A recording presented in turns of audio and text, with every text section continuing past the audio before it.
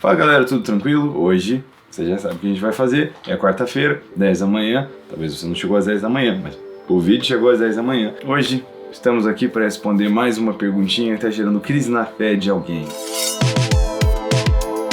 Eu achei a pergunta interessante. A pergunta foi: Isra, a pouca fé corrompe a mente? A Bíblia diz que, na verdade, a pouca fé, ela divide a mente. É o que nós vemos em Tiago, no capítulo 1, do versículo 6 ao 8. Falamos recentemente sobre isso na série Cartas à Igreja, olhando para a Epístola Pastoral de Tiago.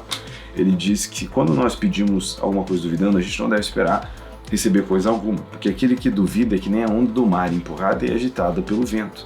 Ele tem a mente dividida e é instável em tudo que faz. Então, é interessante olhar para como a falta de fé, a pouca fé ou a incredulidade, ela divide a nossa mente. O que ele está dizendo? O que quer dizer ter a mente dividida? O próprio texto a gente observa, falamos isso nos outros vídeos, alguém que não tem ele não duvida da existência de Deus, senão ele não estava pedindo algo para ele. Então não é que ele não crê em nada, ele crê que Deus existe, só não que Deus é fiel. Então isso gera o que? Uma mente dividida. E aí esse cara não consegue viver nem de acordo com os céus, nem de acordo com o mundo, ele não vive de acordo com o reino de Deus, e ele vai ficar nesse lugar de instabilidade. A incredulidade é a raiz da instabilidade nas nossas vidas. Se você fizer a matemática rápida, você vai perceber que as áreas que você tem a maior dificuldade de caminhar são as áreas que você tem a maior dificuldade de crer. Então, a pouca fé, ela não corrompe, a incredulidade não corrompe necessariamente a nossa mente, mas com certeza divide. Isso talvez a longo prazo tenha implicações de você perder o que você podia estar vivendo e por isso você está deteriorando na sua jornada espiritual. Então, o que nós precisamos ter em mente? Que Deus é fiel, a palavra dele nunca volta vazia e nós nos movemos assim, precisamos nos mover em fé. Ter fé não é só um sentimento de legal, eu estou sentindo que vai tudo certo. Meu irmão, às vezes a gente está sentindo desesperado. Fé é a convicção de coisas que não se veem, quer dizer, eu não vejo como isso vai acontecer, mas eu creio.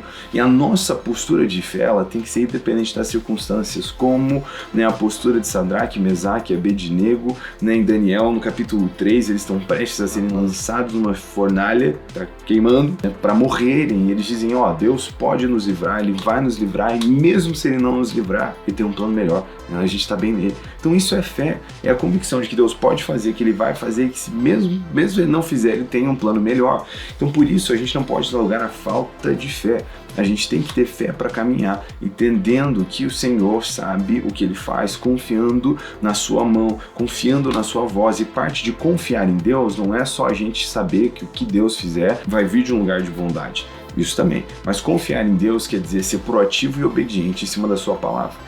Que confiar no que Ele já falou e já trouxe sobre instrução sobre as nossas vidas, porque várias vezes eu vejo pessoas olhando para pessoas que vivem coisas legais em Deus ou têm uma experiência de família bacana, e elas olham e dizem, como você é abençoado. Sim, é verdade, mas muitas vezes elas tratam como quase fosse tipo Deus fosse uma fada madrinha que chegou e com a varinha mágica, um presente para você. E por mais que as pessoas sejam abençoadas por Deus, a gente tem que entender uma coisa, que muitas vezes as pessoas são abençoadas por fruto de caminhar no que a Bíblia orienta, por obediência, por seguir os preceitos, os caminhos e a palavra do Senhor. Então, quando nós procedemos do jeito certo, é de surpreender que seremos aceitos. Então, a gente tem que entender que quando a gente obedece a palavra de Deus, nós seremos abençoados. E eu digo isso porque muitas vezes na nossa imaturidade, a gente vai ficar olhando para as pessoas e falar, Deus não fez isso comigo, mas você também não fez o que essa pessoa fez por Deus.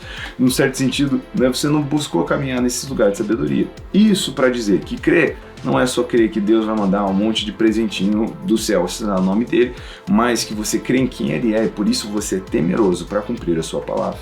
E quando você cumprir a palavra de Deus, você vai ver o benefício disso. E mesmo se você não ver, você vai continuar confiando, sabendo que Deus merece ser obedecido, custe o que custar. Afinal de contas, Ele nos fez filhos da luz, sem que nós pudéssemos merecer isso quando ainda éramos seus inimigos. Então, respondendo sua pergunta, a pouca fé, ela divide a nossa mente. A gente fica dividido, não vive direito e vai acabar furando as etapas da vida. Você vai tá orando para Deus abrir uma proposta de emprego, te ajudar numa situação de desemprego, aí você entra lá e fala, uau, foi Deus que me colocou aqui, foi por um propósito, eu vou ganhar essas pessoas, só que passa um ano, você cansou das pessoas, você cansou do propósito e você diz, talvez a coisa é minha cabeça e procura um outro emprego. E essa falta de confiar em Deus, quer dizer, quando estava precisando, era Deus que colocou, quando cansou, parou porque quis. Então isso mostra uma incoerência, uma instabilidade na nossa jornada. Nós não podemos viver assim. Precisamos viver sempre confiando em Deus. E é isso aí. Beijo grande, abraço gigante. Como diria o tio Adriano. Outro dia alguém perguntou quem é o tio Adriano. Gente, o Adriano é meu tio. Valeu!